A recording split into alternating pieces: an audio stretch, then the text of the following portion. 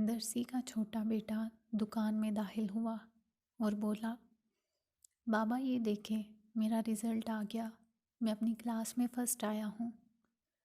مبارک ہو بیٹا، یہ تو بہت اچھی بات ہے، درزی نے خوش ہوتے ہوئے کہا اور اپنے کام میں مصروف ہو گیا۔ مگر بابا، آپ نے وعدہ کیا تھا کہ اگر میں فرسٹ آؤں گا تو آپ مجھے زندگی گزارنے کا ایک بہترین سبق سکھائیں گے۔ جی بیٹا، مجھے یاد ہے، ذرا کام سے فارغ ہو جاؤں پھر آپ کو سکھاتا ہوں۔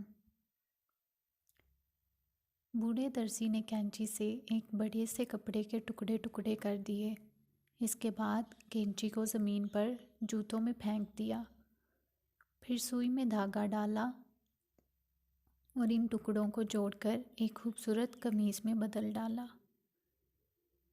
سوئی کو سر پر بندھے امام میں لگا دیا اور بچ جانے والے دھاگے کو جیب میں ڈال دیا۔ بیٹا حیرانی سے یہ سب دیکھ رہا تھا اور بالآخر بول اٹھا، بابا، آپ نے کینچی کو جوتوں میں کیوں پھینک دیا اور سوئی کو سر کے امامے میں ٹکا دیا جبکہ دھاگے کو جیب میں رکھ لیا؟ ایسا کیوں؟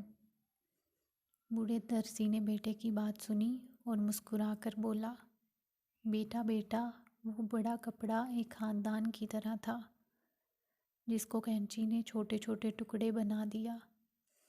تو کینچی اس شخص کی مثال ہے جو آپس میں مضبوط رشتوں میں دراڑیں ڈال کر الگ کرنے پر مجبور کر دیتا ہے، اور سوئی کی مثال اس شخص کی سی ہے جو ان رشتوں کو دوبارہ ایک دوسرے کے ساتھ جوڑتا ہے، اور دھاگا اس کی مثال ایک مددگار کی طرح ہے۔